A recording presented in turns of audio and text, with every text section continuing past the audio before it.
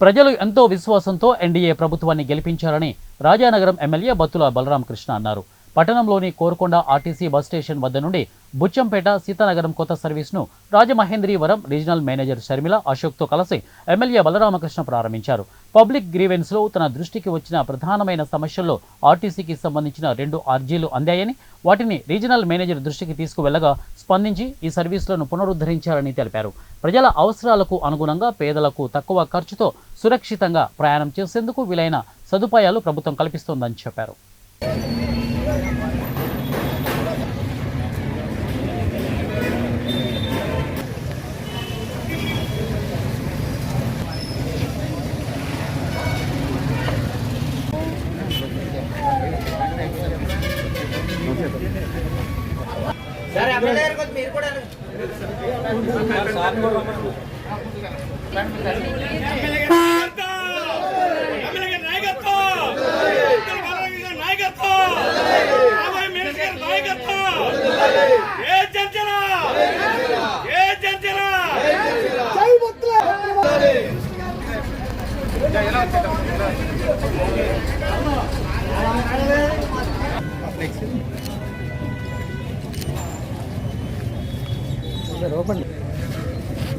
Okay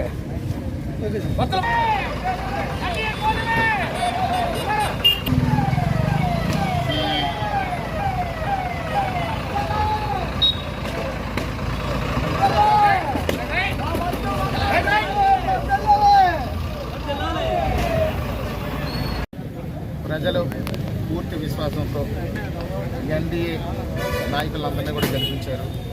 NDA ప్రభుత్వాన్ని ప్రజలు మంచి చేస్తారన్న నమ్మకంతో ప్రభుత్వానికి పూర్తి స్థాయిలో మద్దతు ఇచ్చి ఎన్డీఏ ప్రభుత్వం వచ్చే విధంగా ప్రజలే దగ్గరుండి స్వతంత్రంగా వాళ్ళే ఎలక్షన్ చేసి ప్రజలే గెలిపించుకున్నటువంటి ప్రభుత్వం ఎన్డీఏ ప్రభుత్వం. ఎప్పుడు నాయకులు ఎలక్షన్ చేస్తే ఈసారి ఓటర్లు ఎలక్షన్ చేసి నాయకులు గెలిపించారు. అలాంటి పరిస్థితుల్లో ప్రజలు ఎన్నో నమ్మకాలు పెట్టుకున్నారు. ప్రజల అవసరాలు ఎన్నో ఉన్నాయి. అలాంటివన్నీ కూడా నాయకులు గుర్తు చేస్తారన్న నమ్మకం ఎప్పటి నుంచో వాళ్ళకి. అందులో భాగంగా మాకు గ్రీవెన్సెస్లో 2 గ్రీవెన్సెస్ వచ్చాయి. మొదటి గ్రీవెన్సెస్ వచ్చి రాజమండ్రి నుంచి తుంగపాడు వరకు గతంలో బస్సు ఉండేది. ఎప్పుడో సిటీ బస్సు ఉండేది, నెంబర్ 9 అనే బస్సు ఉండేది. అప్పటి నుంచి ఆ బస్సు రాజమండ్రిలో బయలుదేరి గోకారు బస్ స్టాండ్ మీదుగా Gokaru bus stand, housing board, Devancheru, Srirampuram, Srikrishnapatnam, Rajepalem, Kotha Tungapadu, పాత తుంగపాడు ఈ రూట్లో బస్సు ఉండేది. మాకు ఆ సిటీ బస్సు అనే వ్యవస్థ తీసుకున్న దగ్గర నుంచి ఇప్పటి వరకు బస్సు లేదని చెప్పి మహిళలు ఎన్నో కంప్లైంట్లు ఇవ్వడం జరిగింది.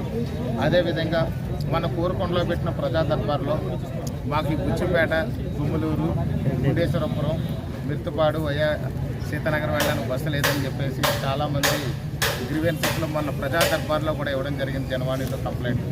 దాని మీద నేను ఈ 2 సమస్యల మీద ఆర్ఎం గారు, ఏదైతే ఏపీఎస్ఆర్టీసీ ఆర్ఎం గారు ఉన్నారో మనకి, వారి దగ్గరికి వెళ్ళి నేను రిక్వెస్ట్ చేశాను. ఆర్ఎం గారు కూడా స్పందించారు. ఖచ్చితంగా మాత్రం సర్వీసులు నడుపుతాము. ప్రజలకు అవసరం ఉంటే ఖచ్చితంగా నడిపిస్తాము. ఎందుకంటే ప్రయాణికులు ఉండాలి. ప్రయాణికులు ఉంటే ఖచ్చితంగా బస్సు మీద రన్ చేస్తాము. అందులో ఇబ్బంది ఏమీ లేదని చెప్పి వారు మాట్లాడడం జరిగింది.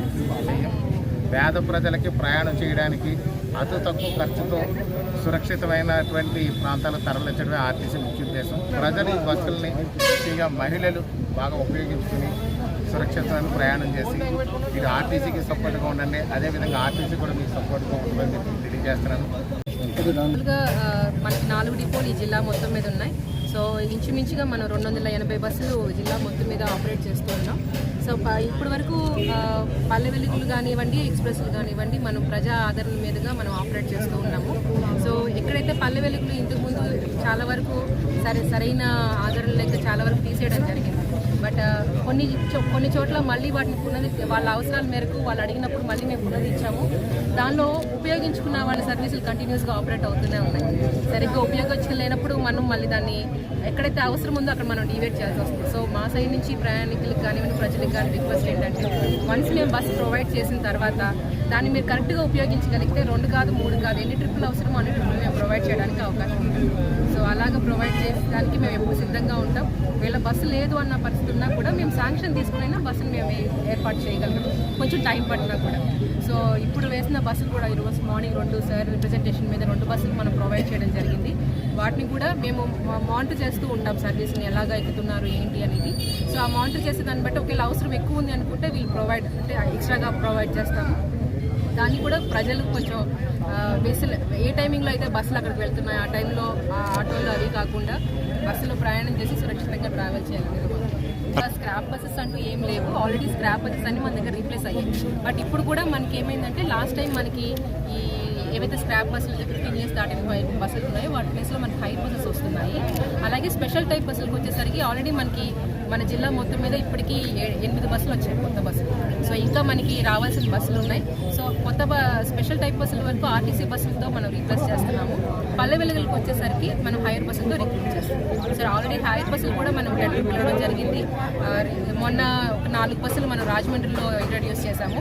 ఇంకా ఫర్దర్ గోకవన్కి కూడా 5 బస్సులు మన ప్రపోజల్లో ఉన్నాయి. మోస్ట్లీ ఒక 2-3 monthsలో మనకి అవన్నీ కూడా రిక్రూట్